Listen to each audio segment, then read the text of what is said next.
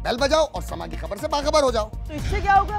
खबरें हो या रीएनएक्टमेंट या हो सुबह सवेरे के टोटके, समा की खबर चाहिए तो बेल बजाइए।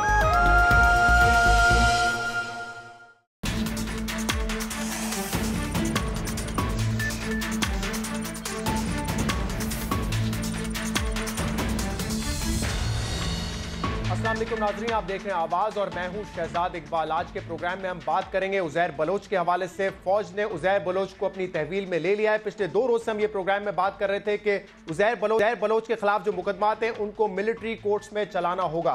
इसके अलावा प्रोग्राम में बात होगी पाकिस्तान पीपल्स पार्टी के को चेयरमैन आसिफ अली जरदारी साहब के साथी अभी तक लापता हैं और आज पीपल्स पार्टी ने इस इशू पर नेशनल असेंबली से बाइकआउट किया है। लेकिन सबसे पहले हम बात करेंगे एक ऐसे शख्स की जिसके बयानात को बड़ा गौर से देखा जा रहा है भारत में भी और पाकिस्तान में भी। मैं बात कर रहा हूं जम्मू एंड कश्मीर के साबिक मिनिस्टर फारूक अब्दुल्ला की। नेशनल कॉन्फ्रेंस के प्रेसिडेंट भी हैं। उन्होंने अपने बयान में यह कहा था कि पाकिस्तान से बात करना होगी भारत को। पाकिस्तान के अलावा जो कश्मीर की यूथ है और जो हुर्रियत लीडर्स हैं उनसे भी भारत को बात करना होगी, वरना कश्मीर भारत के हाथ से निकल जाएगा। Wake up, wake up. The situation is quite bad. And don't tell me that Pakistan is not a party to this problem. You have to talk to Pakistan also, whether you like it or you don't like it. इस बयान के अलावा एक interview में यह भी कहा है फारूक अब्दुल्ला साहब ने कि इंडिया तबाही की तरफ तेजी से बढ़ रहा है क्योंकि हिंदू इंतहा पसंदी इंडिया में फैलती जा रही है। यह भी उन्होंने कहा है कि दहशतगर्दी इस वक्त की जा रही है और बदतरीन हालात हैं कश्मीर में और इसकी जिम्मेदार हिंदुस्तान की हुकूमत है। इस वक्त हमारे साथ मौजूद हैं नेशनल कॉन्फ्रेंस के सदर और के अलावा जम्मू और कश्मीर के साबिक वजीर आला फारूक अब्दुल्ला साहब। फारूक अब्दुल्ला साहब, बहुत बहुत शुक्रिया वक्त देने के लिए। आपने ये कहा है कि भारत के हाथ से निकलता जा रहा है कश्मीर, ये क्यों समझते हैं आपके हालात इस हद तक बदतर हो चुके हैं कि कहें कि कश्मीर हाथ से निकलता जा रहा है? हालात ऐसे हैं, हालात आप देखें, आप तो वहाँ पार हैं तो आपको वो हालात तो मीडिया से मालूम होते होंगे कि हालात इस तरह अबतर हैं कि साहब इलेक्शन हो रहा है, 7% पोलिंग है, 11 आदमी मर जाते हैं, तो ये क्या हालात अच्छे हैं? हालात तो बुरे हैं। आप समझते हैं कि जो 7% से भी कम वोटिंग टर्नआउट रहा है उससे ये साबित हो चुका है कि जो कश्मीर की यूथ है, कश्मीर की आवाम है, वो मुकम्मल तौर पे रिजेक्ट करती है इन इलेक्शंस को? देखिए, वो इलेक्शंस को रिजेक्ट करे या नहीं करे, एक आदमी भी वोट दे देता है, वो भी इंसान को कामयाब कर देता है, इससे वो इलेक्शन रोक नहीं सकते। मगर असली बात तो ये है कि जब तक हिंदुस्तान और पाकिस्तान के हालात ठीक नहीं हो जाते हैं, दोस्ताना नहीं फैलता है और कश्मीर के लोगों को ये नहीं लगता है कि उनकी उमंगों का कोई नतीजा निकल रहा है, तब तक ये बढ़ता जाएगा। फारूक साहब, हमने देखा है कि 90 की दिहाई से ही जो हुकूमत है इंडिया की और जो फौज है वहां पे जुल्म कर रही है कश्मीरियों पे, और ये 90 की दिहाई से चलता हुआ आ रहा है। लेकिन आपने ये कहा कि इस वक्त जो हालात हैं, जो गुस्सा है, जो नाराजगी है कश्मीरियों में, वो आपने पहले नहीं देखी है। क्या इस वक्त मुख्तलिफ है? जी, इसमें सच है। अगर आप आज का चिदम्बरम का भी स्टेटमेंट देखेंगे, जो हिंदुस्तान के होम मिनिस्टर रहे हैं, फाइनेंस मिनिस्टर रहे हैं, उन्होंने कहा कि Kashmir is sliding out our hands if we don't do something immediately to win the people. अब ऐसा स्टेटमेंट आना तो दिखाता है कि हालात गंभीर हो रहे हैं। क्या मुख्तलिफ क्या है? क्योंकि जैसे मैंने कहा कि माजी में भी अफवाज जो है इंडिया की वो जुल्म करती रही है कश्मीरियों पे, एहसास महरूमी रही है कश्मीरियों में। इस वक्त क्या ऐसा मुख्तलिफ हो रहा है? देखिए, मुख्तलिफ इसलिए भी है क्योंकि एक ऐसा राज आ गया है इस वतन में जो कॉन्स्टिट्यूशन के बिल्कुल खिलाफ जा रहे हैं। यहाँ पे सेक्युलर कॉन्स्टिट्यूशन है मगर वो हिंदू राष्ट्रीय बनाने की कोशिश कर रहे हैं। तो यहाँ एक ऐसा अताप शुरू हो गया है मुसलमानों के अंदर भी और वो सेक्युलर हिंदू जो हैं उनके अंदर भी, जो एक डर पैदा कर रहा है कि हम जा किससे मत जा रहे हैं, हमारा क्या आगे, हमारा क्या हाल होगा, उसकी तरफ सब बेताबी से सोच रहे हैं और ये नतीजा इन्हीं चीज़ों का है। ये जो मूवमेंट है इस वक्त कश्मीरियों की, और हम देखते रहते हैं यहाँ पर मीडिया में बैठ के, और इलेक्शंस में भी हमने देखा कि बड़ा कम वोटिंग टर्नआउट था, उन्होंने बायकॉट किया इन इलेक्शंस का। ये बताइएगा कि ये मूवमेंट इंडिजिनस है, इस पर आप भी इत्तेफाक करते हैं, लेकिन भारतीय हुकूमत को क्यों नहीं नजर आता, मोदी सरकार को ये क्यों नहीं नजर आता कि ये कश्मीरियों की मूवमेंट है? मेरे पास वो देखिए, मेरे पास वो चश्मा तो है नहीं जो मैं इनको दूं और कहूँ इस चश्मे से देखें। वो अगर उस चश्मे से देखते तो उनको दिखता कि नीचे क्या हो रहा है। खुद पार्लियामेंट्री डेलीगेशन गया था 2 साल पहले, उन्होंने कहा कि साहब सब फरीकों से बात कीजिए, इसमें हुर्रियत भी आती है। उन्होंने कहा बच्चों से बात कीजिए, कोई रास्ता निकालें। 2 साल कोई अमल नहीं हुआ। 2 साल ऐसी हुकूमत बैठी है वहाँ पे इनके साथ जो जितने मजालिम हो सकते हैं वो कर रहे हैं और समझते हैं कि दबाने से ये दब जाएगा। वो ये नहीं जानते कि जितना इसको दबाएंगे उतना ये उभरेगा। To every action there is equal and opposite reaction, Newton's law.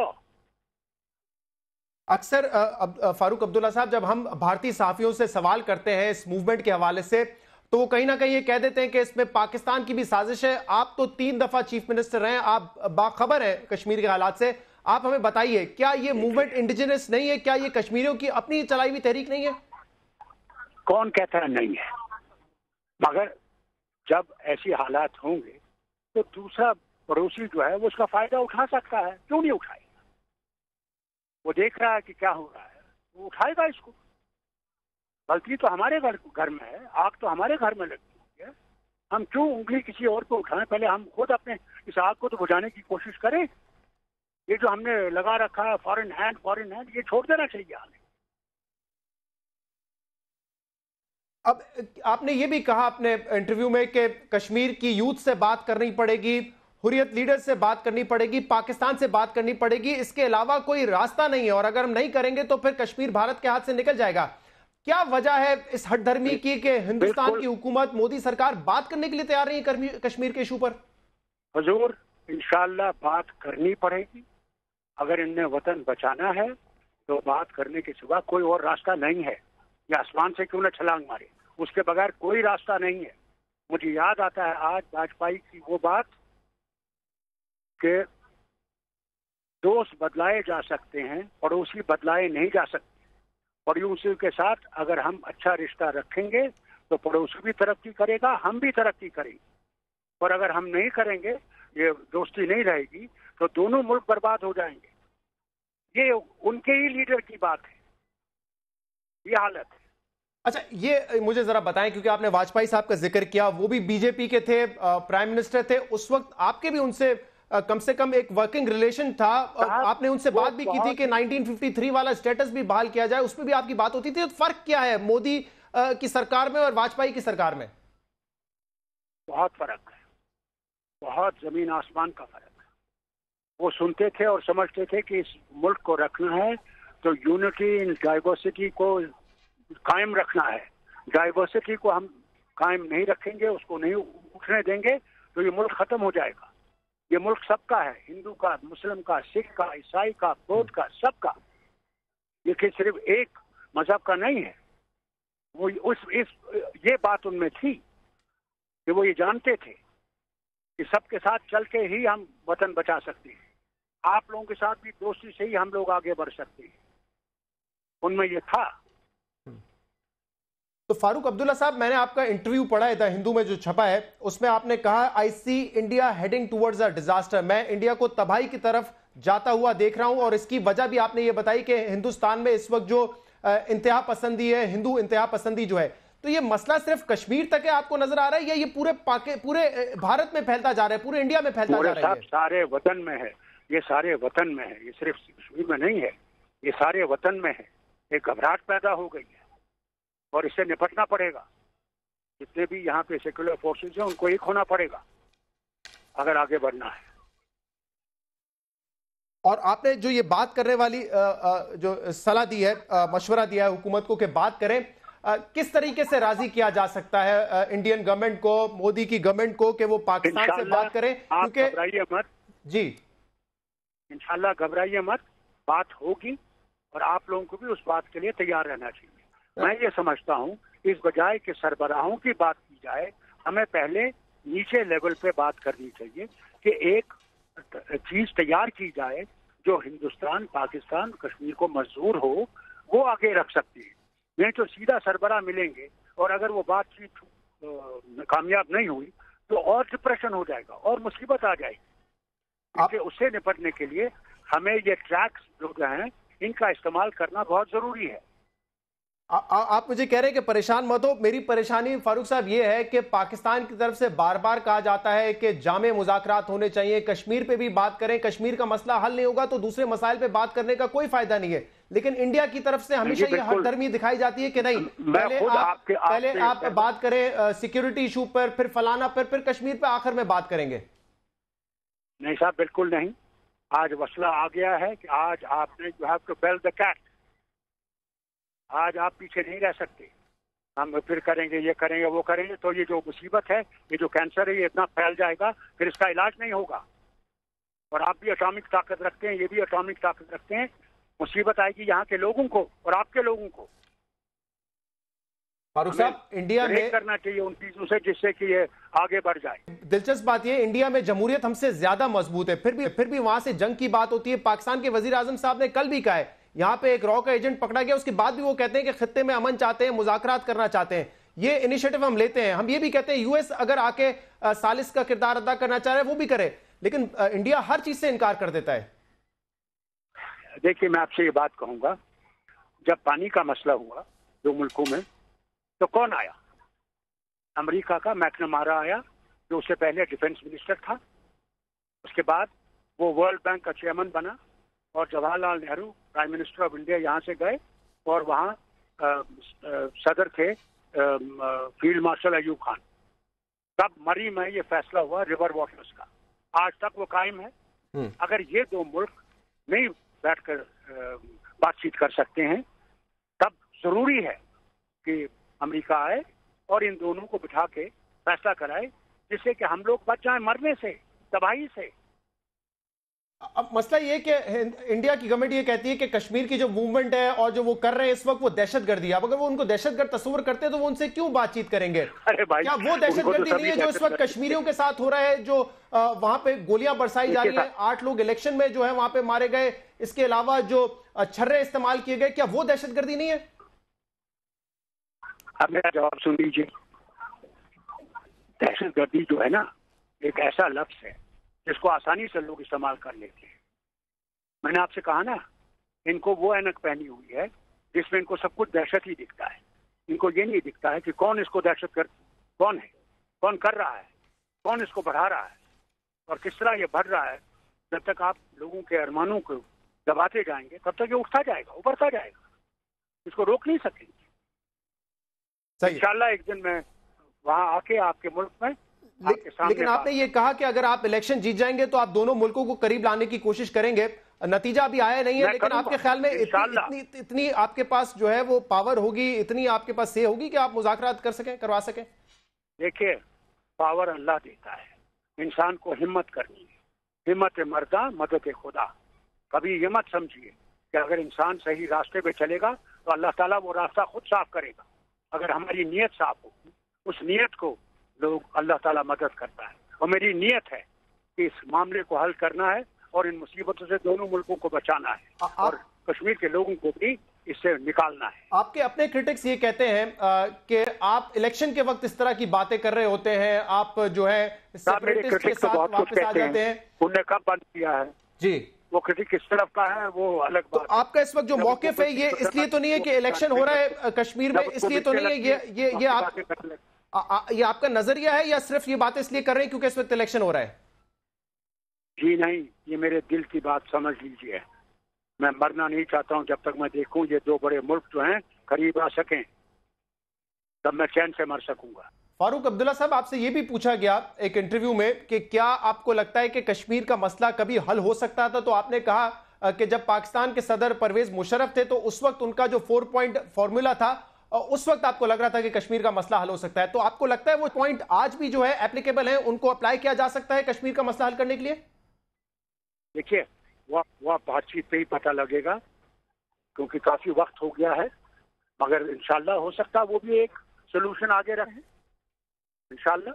बहुत बहुत शुक्रिया फारूक अब्दुल्ला साहब, आपने हमें वक्त दिया। फारूक अब्दुल्ला साहब का कहना था कि कश्मीर भारत के हाथ से निकल जाएगा। जरूरत इस बात की है कि पाकिस्तान से बात की जाए, हुर्रियत लीडर से बात की जाए, कश्मीर की यूथ से बात की जाए। और ये वो मौक़िफ़ है जो पाकिस्तान बार बार हर फोरम पे कह चुका है कि कश्मीर के इशू पे पाकिस्तान डायलॉग करने के लिए तैयार है।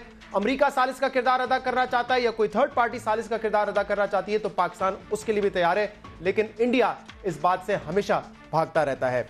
कल एक और बड़ी इंटरेस्टिंग डिस्कशन हुई इंडियन पार्लियामेंट में, जब वहां की वजीर खारजा सुषमा स्वराज ने यह कहा कि कुलभूषण यादव वो जासूस, वो दहशतगर्द जिसको पाकिस्तान में पकड़ा, वो शख्स जो है सिर्फ अपने माता पिता का बेटा नहीं है, वो पूरे हिंदुस्तान का बेटा है। सुनिए क्या कह रही थी वो केवल अपने माता पिता का बेटा नहीं है, वो पूरे हिंदुस्तान का बेटा है। और हिंदुस्तान के इस बेटे को बचाने के लिए सुप्रीम कोर्ट की अपील या अच्छा वकील खड़ा करना तो बहुत छोटी बात है भाईजान। हम लोग प्रेसिडेंट तक भी जो बात करनी वो भी करेंगे और किसी ना किसी तरह से इस यादव को बचाने का काम। सुषमा साहबा, आप इस दहशतगर्द को, एक जासूस को, कुलभूषण यादव को हिंदुस्तान का बेटा कह रही थी। वो हिंदुस्तान का बेटा नहीं है, वो हिंदुस्तान का बंदर है। और ये बात भी उसने खुद बताई है, हम नहीं कह रहे, उसने खुद बताया था कि अगर मैं पकड़ा जाऊं और आपको मेरी इंफॉर्मेशन हिंदुस्तान से एक्सचेंज करनी है तो उनको ये कोड वर्ड बता देगा, your monkey is with us, यानी कि तुम्हारा बंदर हमारे पास है। सुनिए प्रेस कॉन्फ्रेंस में उस वक्त के डीजीआई ISPR बाजवा साहब ने क्या बताया था। इन्होंने ये भी बताया कि अगर आप कंफर्म करना चाहते हैं तो अगर आप इंडिया के साथ इंफॉर्मेशन एक्सचेंज करें तो कोड वर्ड ये है कि अगर आप उनको बताएं कि your monkey is with us तो दे विल अंडरस्टैंड कि कौन पकड़ा गया है। तो अब आपको भी समझ जाना चाहिए, कुलभूषण यादव जासूस दहशतगर्द इंडिया का बेटा नहीं है, वो एक बंदर है। और वो बंदर इस वक्त पाकिस्तान के पास है जिसको सजाए मौत सुना दी गई है। एक ब्रेक के बाद उज़ैर बलोच के इशू पे भी बात करेंगे, हमारे साथ रहिएगा।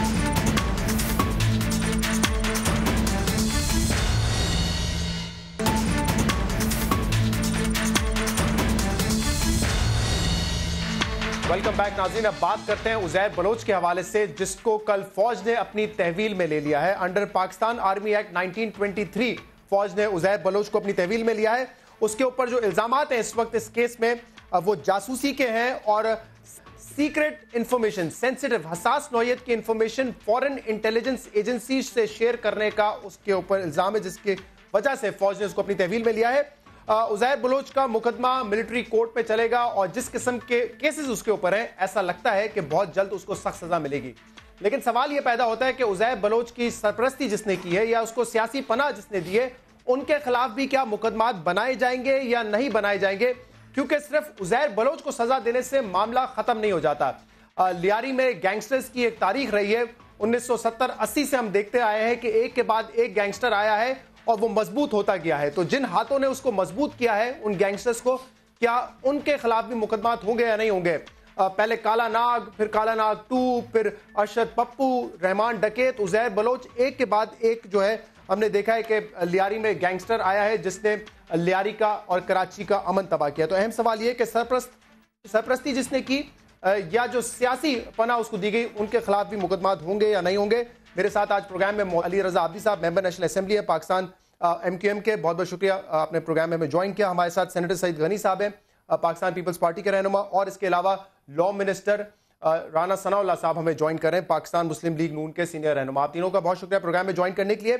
सईद गनी साहब, उज़ैर बलोच का मुकदमा अब मिलिट्री कोर्ट में चलेगा, ये कितनी परेशानी की बात है पाकिस्तान पीपल्स पार्टी के चंद रहनुमाओं के लिए जिनकी तस्वीर भी उसके साथ रही है और कहा गया है कि उनके कनेक्शंस भी रहे उज़ैर बलोच के साथ?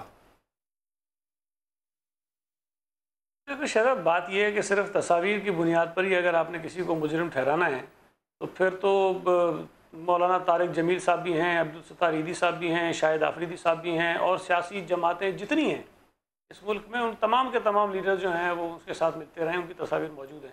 तो मैं नहीं समझता कि सिर्फ तस्वीर को बुनियाद बनाकर आप किसी को किसी के जुर्म में शरीक कर सकते हैं। हाँ, अगर कोई भी शख्स, चाहे वो कोई सियासी जमात का कारकुन हो, लीडर हो, उसके जराइम में शरीक है तो उसके ख़िलाफ़ बिल्कुल कार्रवाई होनी चाहिए, और मैं समझता हूँ कि ये बुनियादी उसूल भी है। लेकिन जो सबको पता है कि अगर उज़ैर बलोच को किसी शख्स ने इस्तेमाल किया है या उसकी सरपरस्ती की है तो वो डॉक्टर जुल्फ़िकार मिर्ज़ा साहब हैं। वो अलल ऐलान इन चीज़ों को मानते भी रहे हैं और मैं नहीं समझता कि उसमें किसी मज़ीद आपको गवाही शहादतों की ज़रूरत है। लेकिन अगर उनको तो कोई बिल्कुल है और मेरे ख्याल से ये तो रिकॉर्ड है, डॉक्टर जुल्फ़िकार मिर्जा ने तो बार बार कहा है और सपोर्ट किया है, लेकिन doctor Zulfikar Mirza home minister थे सिंध हुकूमत के, आसिफ जरदारी के करीबी दोस्त थे। कत्लो गारत जब कराची में हो रहा था ये सबको पता था, तो क्या उस वक्त जुल्फ़िकार मिर्जा को हटाया गया? वो खुद छोड़ के गए, तो दोस्ती भी थी जरदारी साहब से, होम मिनिस्टर भी थे, एक ओहदे पे वो फाइज थे उस वक्त, खुद नहीं तो छोड़ा सिर्फ उनके ऊपर क्यों इल्जाम जाएगा? फिर तो जाहिर सी बात है जिन्होंने उनको लगाया उनके ऊपर भी इल्जाम जाएगा। मैं आपसे अर्ज करूं, देखिए एक तो होता है ना कि मिर्जा साहब छोड़ के चले या मिर्जा साहब को निकाल दिया गया, लेकिन उसके बाद उन्होंने जो कुछ किया है तो भाई किसी सबब ही किया होगा ना। मतलब हमारी मोहब्बत में तो नहीं बोल रहे थे, वो उनको तकलीफ तो हुई थी ना पीपल्स पार्टी से कि जिस आन बान शान और ठाट के साथ वो वजारत चला रहे थे, जितना उनको उरूज मिला था, वो जब अचानक से चीज़ें गई हैं तो उन्होंने फिर पीपल्स पार्टी की क़यादत के ऊपर वो कौन सा इल्ज़ाम इस दुनिया में जो नहीं लगाया है? मतलब घटिया से घटिया तरीन इल्ज़ाम उन्होंने पीपल्स पार्टी की लीडरशिप के ऊपर लगाया है।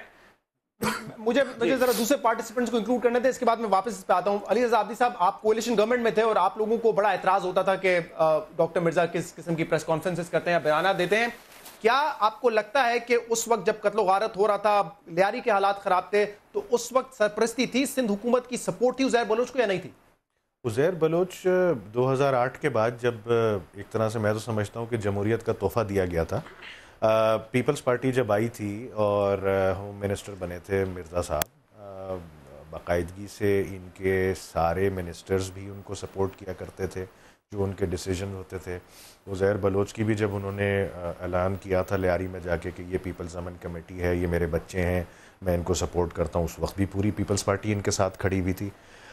उज़ैर बलोच की जो इम्प्यूनिटी के साथ एरिया में एक्टिविटीज़ होती थी और पूरे कराची में जिस तरह की टारगेट किलिंग में एकदम से सर्ज आया था 2008-9 के बाद, तो उसमें पुलिस जो थी वो तो पीपल्स पार्टी हुकूमत की थी और पुलिस की भी प्रोसिक्यूशन भी और प्लस जो ऑपरेशन साइड है वो भी उज़ैर जुल्फ़िकार मिर्ज़ा साहब और पूरी पीपल्स पार्टी की गवर्नमेंट उसमें इन्वॉल्व थी। अब बेशक ये लाताल्लुकी कर लें या फिर उनसे अपने आप को दूर करने की मामला आपके ख्याल में उज़ैर बलोच तक ही रहेगा या आगे बढ़ेगा? खाली उज़ैर बलोच तक इसलिए भी नहीं, और मैं सईद साहब ने बड़ी अच्छी बात की कि जी इसमें सिर्फ और सिर्फ पीपल्स पार्टी का तो चले 80% हिस्सा होगा इसमें उज़ैर के पीछे, लेकिन आपने ये भी देखा कि पीटीआई ने जब 2014 में पूरे पाकिस्तान में हड़ताल का अनाउंस किया था तो कराची में तो खैर अलवी साहब और ये बाकी कुछ जगहों पे जाके खड़े हुए थे, लेकिन लियारी पूरा बंद हुआ था और उस पर उज़ैर ने बाकायदगी से कहा था कि मैं पीटीआई को सपोर्ट, क्योंकि उस वक्त वो पीपल्स पार्टी के अगेंस्ट चला गया था।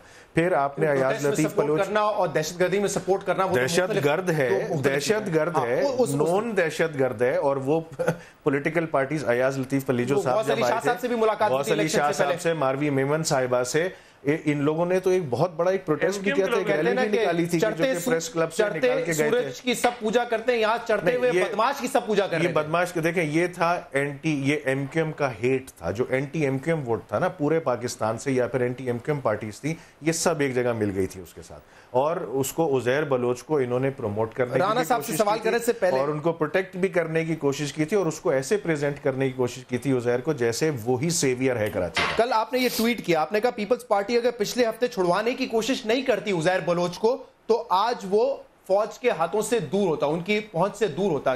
पीपल्स पार्टी ने कब छुड़वाने की कोशिश की? मैं समझता हूं कि उज़ैर के ऊपर जो केसेस बने थे, एक आपको किस्सा याद होगा, शेरशाह कॉलोनी में फायरिंग हुई थी जिसमें बहुत सारी ताजरों की शहादत हुई थी। उसके बाद उज़ैर के ही लोग उन्होंने जाके जुल्फ़िकार मिर्ज़ा साहब के सामने कहा था हाँ हमने मारा है, फिर उनके कन्फेशन आए थे और फिर कोर्ट से वो भी बरी हो गए थे।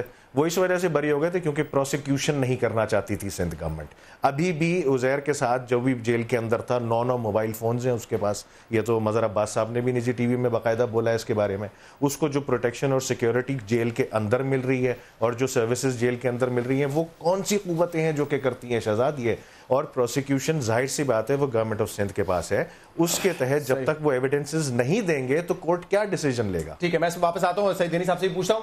राना सनाउल्लाह साहब, आपको क्या लगता है उज़ैर बलोच का मामला जो अब मिलिट्री कोर्ट में चला गया है उस तक ही महदूद रहेगा, या जो उसके पीछे उसको पनाह दे रहे थे इतने अरसे तक, उसको कोई हाथ नहीं लगा रहा था, उन तक भी हाथ जाएगा? देखिए, इसमें उज़ैर बलोच का जहाँ तक ये जो इल्ज़ाम जो है वो उसके ऊपर कुलभूषण यादव के साथ राब्तों का है, तो उसको अभी मेरा नहीं ख्याल कि जब तक इस्तखासे की जो है वो स्टोरीज़ पूरी तरह से सामने नहीं आ जाती तो उसके मतलब कोई कहना जो है वो यानी आसान होगा या मुमकिन है। उसकी वजह ये है कि जो उज़ैर बलूच है वो किसी ऑफिशियल कैपेसिटी में तो रहा नहीं है, तो उन इन्फॉर्मेशन का जिन इन्फॉर्मेशन का कहा जा रहा है कि उसने जो है वो जासूसी करते हुए जो है वो किसी दूसरे मुल्क के जासूस से या जो इंडिया से जो है वो उसने शेयर की हैं, तो इसको कहाँ से मिली? और अगर ये बात इन्वेस्टिगेशन में आ चुकी है तो फिर तो वो नाम जो है वो उज़ैर बलोच के साथ ही उनका नाम लिया जाना चाहिए था कि जी ये आदमी जो है ये फ़लाँ फ़लाँ ऑफिशल्स के साथ अटैच था, वहाँ से ये इन्फॉर्मेशन लेता था और इन्फॉर्मेशन जो है वो आगे पहुँचाता था। तो ये काफ़ी मैं समझता हूँ कि कॉम्प्लिकेटेड मसला है। या तो इसको पूरी तरह से जो है वो इसको खोला नहीं गया, और आगे जाके अगर सिर्फ उज़ैर बलोच के ऊपर ही ये चीज़ साबित करने की कोशिश की जाएगी तो उज़ैर बलोच जो है वो तो गैंगस्टर रहा है, बदमाश रहा है, वहाँ पे लियारी में लोगों के ऊपर उसका कोई थोड़ा बहुत सियासी तौर पे असर रसूख भी था, जिसकी वजह से वो मुख्तलिफ़ सियासी जमातों की या ग्रुप्स की जो है वो मुख्तलिफ़ मौक़ों पे मदद करता रहा है, लेकिन उसके पास कोई ऑफिशियल कैपेसिटी जो है वो नहीं रही। और अगर कुलभूषण यादव राणा साहब आप सीनियर रहनुमा है पीएमएल, क्या खबर क्या है ये जो अभी ये सिर्फ मफरूजा है कि कुलभूषण यादव और उज़ैर बलोच के लिंक्स थे आपस में, या इस पर कोई एविडेंस और सबूत भी है हुकूमत के पास इस वक्त या इदारों के पास? देखे ना, एक थोड़ा बहुत ला के तालिब इल्म होने के नाते कुलभूषण यादव की बड़ी डिस्क्रीट, बड़ी लेंथी डिटेल में उसकी जो है वो इन्वेस्टिगेशन हुई है, और उस इन्वेस्टिगेशन में अगर इस आदमी का या किसी और का नाम था तो ये लोग तो उसके साथ चलान होने चाहिए थे, उसके साथ इनका ट्रायल होना चाहिए था, इनको उसके साथ सज़ा होनी चाहिए थी। अब उसका ट्रायल जो है वो कंप्लीट हो गया है, तो अब ये हमारी समझ से तो खैर ये बात बाहर है। बाकी इस्तखासा के पास क्या एविडेंस है ये तो जब सामने आएगी तो फिर ही इसके ऊपर जो है वो कोई बात कही जा सकती है। ठीक है, एक ब्रेक शामिल है। बलोच पे भी एक दो सवाल रह गए, सईद गनी साहब से पूछेंगे, और इसके अलावा पाकिस्तान पीपल्स पार्टी में के रहनुमा जो हैं आसिफ अली ज़रदारी साहब के करीबी दोस्त हैं, वो इस वक्त लापता हैं और इसका इल्ज़ाम वो वफाकी हुकूमत पर लगाते हैं, और इस पर हम बात करेंगे एक ब्रेक के बाद।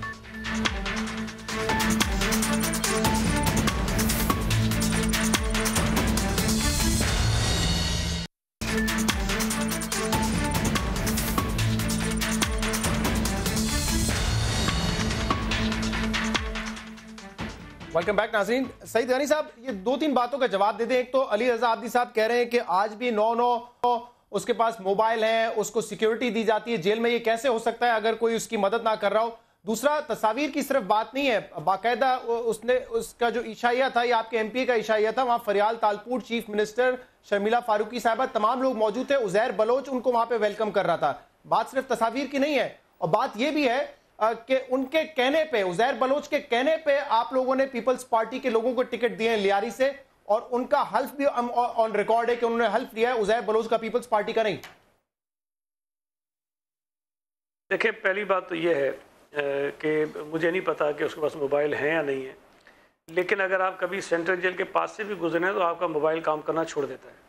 तो इतने हैवी जैमर्स लगे हुए हैं सेंट्रल जेल में। वो जो एक वाक़या हुआ था, जो सुरंग वरंग खोदने की कोशिश की गई उसके बाद से, कि उसके इर्द गिर्द की आबादियों में भी मोबाइल फ़ोन काम नहीं करते हैं। मुझे नहीं पता कि उज़ैर बलोच के पास अगर मोबाइल हैं भी तो वो काम कैसे करते होंगे सेंट्रल जेल के अंदर। दूसरी बात यह है कि अभी जो आब्दी साहब फरमा रहे थे कि पता नहीं मुख्तलिफ जमातों के, तो मैं आपसे गुजारिश करूँ कि MQM के लोगों के भी उनसे रब्ते थे, उनकी भी तस्वीर मौजूद हैं। और इवन ये कि आखिरी दिनों में भी जब ये सारे झगड़े फसाद चल रहे थे तब भी MQM के लोग उनसे रब्ते में थे। कभी अगर ये डिनाई करेंगे तो मैं उनको नामा भी उनको बता दूंगा। अब जो दूसरी बात आपने पूछी इशाइये का और टिकटों का, और ये तो पता नहीं मैं कितनी मरतबा इसकी वजाहतें कर चुका हूँ, इसलिए कि उस इशाइये में मैं ख़ुद भी मौजूद था और मैंने कई दफ़ा ये कहा है कि मुझे उस इशाइये की दावत मेरे MPA ने दी थी जो पार्टी के टिकट पे वहाँ से इलेक्ट हुआ था। अब मुझे ये नहीं पता था कि वहाँ कौन कौन और भी लोग मौजूद होंगे या नहीं होंगे। आपको नहीं पता हो सईद गनी साहब, एक चीफ मिनिस्टर की सिक्योरिटी और प्रोटोकॉल तो होता है ना, उसको नहीं पता कि एक वांटेड क्रिमिनल के पास जा रहे हैं या वो भी वहां पे मौजूद होगा, या जब देख लिया तब भी कुछ कर सकते थे। मैं आपसे गुजारिश कर सुन लें जी, उस दिन जो है वो पहला दिन था, चीफ मिनिस्टर साहब ने ओथ लिया था, वो पहले ही दिन वो दावत थी उसमें चले गए थे, तो मुझे नहीं पता उस दिन ये सारे इंतजाम थे या नहीं थे, लेकिन जो बात मुझे पता है, जो हकीकत है, वो मैं आपको बता रहा हूँ। अब जो दूसरी बात आपने मुझसे पूछी थी कि एक और यार चले उन लोगों को हटा देना जिनका हल्फ अब आपको पता चल गया, उन्होंने हल्फ उज़ैर बलोच का लिया था। हाँ सुने मुझे याद है नहीं हाँ, दो बातें आपने कही, एक आपने टिकट्स की बात कही, दूसरी आपने हलफ की बात कही। मैं हमेशा ये बार बार कह चुका हूँ कि 3 लोग लियारी से इलेक्ट हुए थे, शाहजहान बलोच, जावेद नागौरी और सनिया नाज। सनिया नाज को मैं पहले इतना नहीं जानता था, वो लोकल कोई हमारी होंगी वर्कर, लेकिन जावेद नागौरी और शाहजहान बलोच पार्टी के पुराने लोग हैं, और शाहजहान बलोच उससे पहले पीपल्स पार्टी के टिकट पे यूनियन काउंसिल का नाजिम भी रहा है, जब मैं खुद भी नाजिम था। तो वो पॉलिटिकल लोग हैं, उनको इनके कहने पे टिकट्स नहीं दिए गए। सुने एक मिनट, मेरी बात पूरी सुने। उज़ैर बलोच के बात खत्म हुई, निकाले फिर उनको रिकॉर्ड पर हैं। अच्छा सुने ना, उसमें जब हलफ की वो रिकॉर्डिंग आई थी तब भी ये प्रोग्राम, उस दिन भी मुझसे पूछा गया, तो ये बात मैंने बताई कि पीपल्स पार्टी जब अपने उम्मीदवारों को टिकट्स अलॉट करती है तो उनका अपना एक तरीक़ेकार है, वो खुद हलफ भी लेते हैं, कुछ एफिडेविट्स भी होते हैं, वो सब लेते हैं। ये जो स्टोरी थी इसका हमें इल्म नहीं था, लेकिन अगर उन्होंने ये हलफ लिया है तो हमें देखना ये चाहिए कि आज वो पार्टी के हलफ पे खड़े हैं कि उज़ैर बलोच के साथ खड़े हैं। मैं ये समझता हूँ कि उसको शायद हालात ऐसे होंगे जो उन्होंने कर लिया होगा, लेकिन उन्होंने पार्टी के साथ जो कमिटमेंट दी, हमारे तमाम जो उम्मीदवार थे वो पार्टी के साथ खड़े। वो तो आप मंजर आम पे आगे। अली साहब एक बात का रिस्पॉन्ड करें, इसके बाद दूसरे इशू पर आते हैं। मैं सईद भाई डिनाई करता हूँ कि आपने जो कहा है ना, एलिगेशन लगाई है कि मुत्तहिदा के लोग, मैं तस्वीर भेज दूंगा, कांटेक्ट में थे। मैं तस्वीर छोड़िए, आप नाम बताइए कौन थे उसमें जो कि उनके साथ राब्ते में थे। नहीं, मैं जो तस्वीर है वो भी भेज दूंगा और बाद में नाम बता दूंगा मैं आपको, कोई इशू नहीं है। दूसरा मैं बस ये पूछना चाह रहा हूँ आपसे, नहीं सईद भाई, मैं ये पूछना चाह रहा हूँ कि आपको ये बातें उज़ैर ने बताई या फिर मुत्तहिदा के लोगों ने बताई? मुझे उज़ैर ने बताई, मुझे वैसे भी पता है, वो मेरे भाई, मैं तो कहता हूँ मैं मिलता था उज़ैर से यार, मैं तो कोई इनकार थोड़ी करता हूँ, मैं आपकी तरह थोड़ी छुपता हूँ, मैं तो ये कहता हूँ। ये तो आप सारी चीज को खुद ही मान रहे हैं कि उज़ैर से भी आप मिलते थे, इससे पहले आप उसके आशियाए वो उसमें खाने में गए तो वहां नहीं आप पहचानते थे? मैं मिलता था ना उससे, मैंने कुछ छुपाया कभी? अच्छा आगे बढ़ते हैं सईद गनी साहब, जो आसिफ अली ज़रदारी के दोस्तों वाला इशू है, जरा मुझे उस पर बात करने थे। राना सनाउल्लाह साहब, पीपल्स पार्टी का कहना है जो हमारे लोग गायब हुए हैं इसके पीछे चौधरी निसार हैं, क्योंकि उन्होंने धमकियां दी थी और अब उन पर अमल दरामद हो रहा है। जी, इसकी वफाकी हुकूमत की तरफ से भी बड़ी वाज़े तौर पे जो है वो तरदीद की गई है। ये लोग जो गायब हुए हैं, ये बिल्कुल इसमें कोई शक नहीं, ये गायब हुए हैं, लेकिन इनको गायब करने में ना तो अगर कोई सिंध से गायब हुआ है तो सिंध गवर्नमेंट का कोई हाथ है, अगर वफाक के इलाके से गायब हुआ है तो वफाक का उसमें कोई हाथ है। और इस बात का पीपल्स पार्टी को और सईद गनी साहब को सबको इल्म है, लेकिन अब क्योंकि गायब हुए हैं तो फिर कोई ना कोई बात तो करनी है ना, एहतजाज तो करना है। तो इसलिए मेरा ख्याल है कि चौधरी निसार अली खान साहब और वफाकी हुकूमत ही जो है वो एक ऐसी आइडेंटिटी हैं कि उनके ख़िलाफ़ जो है वो बड़ी आसानी से जो है वो ये बात जो है वो की जा सकती है। अब वफाकी हुकूमत ने इसको 100% कैटेगोरिकली डिनाई किया है और कि ये गायब होने वाले आदमी जो है इसमें। लेकिन राना सनाउल्लाह साहब, ये बड़ी ही तशवीश की बात है कि लोग लापता हो जाते हैं। अगर आज मुराद अली शाह ने भी सिंध असेंबली में किया है, अगर इदारों ने उनको उठाया तो वो भी जो कानून का प्रोसेस है उसको फॉलो करें, उनको पेश करें कोर्ट में। पहले खुर्शीद शाह साहब भी ये बात कर चुके, तो आपको लगता है कि इदारों ने, एजेंसीज ने उनको जो है उठाया होगा? देखिए, इसमें कोई चीज़ जो है वो विदाउट एविडेंस जो है वो आप नहीं कह सकते। ये थोड़ा सा पहले जो है वो कुछ लोग जो है वो इस्लामाबाद से भी और पंजाब से भी जो है वो गायब हुए थे, उसका काफ़ी मीडिया में शोर उठा, और जब वो लोग रिहा हुए वापस आए तो हमने तो कम अज़ कम उनके साथ जो है वो कांटेक्ट किया था कि उनका बयान लिया जाए, लेकिन कोई बयान देने को तैयार नहीं था, और उनमें से कोई 1-2 तो वैसे ही बाहर चले गए। तो अब जब तक कोई एविडेंस आपके पास ना हो उस वक्त तक तो फिर सिर्फ महज इल्जाम तराशी अगर बयान देने के लिए तैयार नहीं थे तो उसका मतलब ये तो नहीं है कि हुकूमत की जिम्मेदारी नहीं है कि वो बताए कि हुकूमत तो बता सकती है ना, वो तो शायद किसी खौफ के मारे ना बता रहे हो। चौधरी निसार साहब ने कहा था हम बताएंगे तफसीलात, नहीं बताया कि वो कहाँ गायब हुए थे। देखिए बात ये है कि वो बिल्कुल जो निसार अली खान साहब ने कहा था और ये कोशिश की गई, लेकिन जब एक आदमी बयान देने को तैयार ही नहीं है और उसको आप पूरी यकीन दहानी भी करें, इसके बावजूद वो कोई बात जो है वो कहने को तैयार नहीं है, मैं समझता हूँ कि ये मसला है और इस मसले के ऊपर जो पॉलिटिकल क़यादत है उसको अपने अपने गायब होने वालों के ऊपर शोर मचाने की बजाय सब गायब होने वाले जो हैं उनके मतलब जो है वो सोचना चाहिए और पॉलिटिकल क़यादत को इसके ऊपर बैठ के जो है वो कोई कंसेंसस डेवलप करना चाहिए, इसके ऊपर बात करनी चाहिए, इसके ऊपर ठीक है तो जो है वो गौर व फिक्र करना चाहिए। सईद गनी साहब, अब ये कराची से भी तो लोग बड़ी अरसे से जो है वो गायब होते रहे, उसका तो कभी सिंध गवर्नमेंट ने कभी ना जवाब दिया था ना कभी शोर मचाया था। तो अब अगर अपने गायब हुए हैं तो अब शोर ना मचाएं, यानी एहतजाज कर रहे हैं और अब MQM एहतजाज नहीं कर रहा। सईद गनी साहब, शोर ना मचाएं, कंसेंसस डेवलप करें और एविडेंस के बगैर इल्जाम ना लगाएं वफाकी हुकूमत पर या इदारों पर। पहली बात तो यह है कि पीपल्स पार्टी ने कभी भी मिसिंग पर्सनस के इशू पे कोई दोहरा मौक़िफ़ इख्तियार नहीं किया। हमने हमेशा उसकी मुखालफत की और हम हमेशा ये कहते रहे कि किसी ने कितना ही संगीन जुर्म क्यों न किया हो उसको कानून के मुताबिक अदालतों के सामने पेश किया जाना चाहिए। ये पीपल्स पार्टी वाहिद जमात थी, MQM भी नहीं थी, पीपल्स पार्टी वाहिद जमात थी। जब मिलिट्री कोर्ट्स की बात आई, जब उनके लामहदूद इख्तियारात की बात आई तो पीपल्स पार्टी ने उस पर नेगोशिएट किया और उसमें वो कुछ बैरियर्स लगाने की कोशिश की जिसकी वजह से लोगों के कुछ जो बुनियादी इंसानी हुकूक हैं उसका तहफ़्फ़ुज़ हो सके। तो हम तो इस पर बड़े क्लियर हैं। अब जाहिर है कि अगर MQM के लोग उठ रहे थे या गायब हो रहे थे तो MQM डेफिनेटली अफेक्टेड पार्टी थी, उसने ज़्यादा शोर डालना था, लेकिन ये कभी भी नहीं हुआ कि पीपल्स पार्टी ने कहा नहीं जी आपके बंदे उठ रहे हैं तो बड़ा अच्छा हो रहा है। आपके पास अभी क्या एविडेंस है? हमने हमेशा से पूछा जब एविडेंस के बगैर ना इल्जाम लगाएं। देखें, एक बात तो ये है कि बंदे उठे हैं, गायब हुए हैं। दूसरी बात यह है कि वो कोई क्रिमिनल्स नहीं है। तीसरी बात यह है कि पीपल्स पार्टी को अगर महदूद करने की कोशिश की जाएगी या पीपल्स पार्टी के गिर्द घेरा तंग किया जाएगा तो जो पॉलिटिकल बेनिफिशरीज हैं इसके वो PMLN है।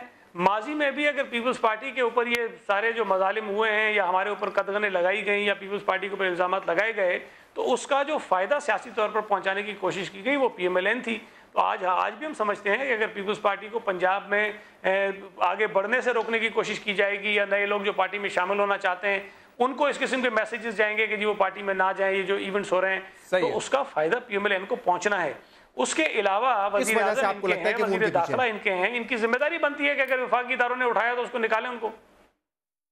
ठीक है, एक लास्ट कमेंट अली रजा आबिदी साहब, वो कह रहे हैं कि हमने कभी दोहरा मयार नहीं अपनाया। जब आपके 160-170 लोग लापता हैं, क्या सिंध हुकूमत ने इफेक्टिवली काम किया उस पर कि लोगों को बाजियाब करवाएं? उस पर तो सिंध हुकूमत ने बहुत दफ़ा एक तो साथ भी दिया उठाने में, गायब करने में, जो कि CTD थी। जी CTD, मैं अकेला रेंजर्स को उस पर जिम्मेदार नहीं ठहराऊंगा। इस पे CTD भी थी, पुलिस के अपने डिफरेंट डिपार्टमेंट्स भी थे जो कि सादा लिबास में आते थे, लोगों को लेके जाते थे, कुछ की लाशें आती थी। फिर उसके बाद ये पीपल्स पार्टी कहती थी कि ये आपके अपने लोग हैं जो कि खुद गायब करा दिया आपने। मैं अब ये नहीं कहना चाह रहा क्योंकि हम जो बाजियाब नहीं करवाते थे, नहीं बाजियाब नहीं, वो इल्जाम लगाते थे कि MQM खुद गायब करा रही है। ठीक है, ये बहुत जगहों पे हुआ है, बहुत प्रोग्राम्स पे हुआ है, बहुत दफा का है। हमारा जो इशू था लीगल, कॉन्स्टिट्यूशनल और ह्यूमन राइट्स का था। ये कहते हैं कि वो क्रिमिनल्स नहीं थे जो इनके अरेस्ट हुए, तो भाई हमारे भी तो तुमने 8000 उठा के उसमें से 95% को 90 दिन रखने के बावजूद भी छोड़ा है, बिल्कुल बाइज्जत बरी किया उन लोगों को, तो वो क्या कहां से क्रिमिनल्स? आज आपने और पीपल्स पार्टी ने सेनेट से और नेशनल असेंबली से वॉकआउट किया था, ये बिल्कुल नहीं होना चाहिए। जब जमहूरियत है, कानून और आइन है, तो लोगों का गायब होना नहीं बनता। कोई कसूरवार है, किसी ने जुर्म किया है तो उसको कोर्ट में पेश करना जरूरी है, लाजमी है। इस प्रोग्राम का फीड हमें सोशल मीडिया पे दे सकते हैं। इजाजत दीजिए, अल्लाह हाफ़िज़।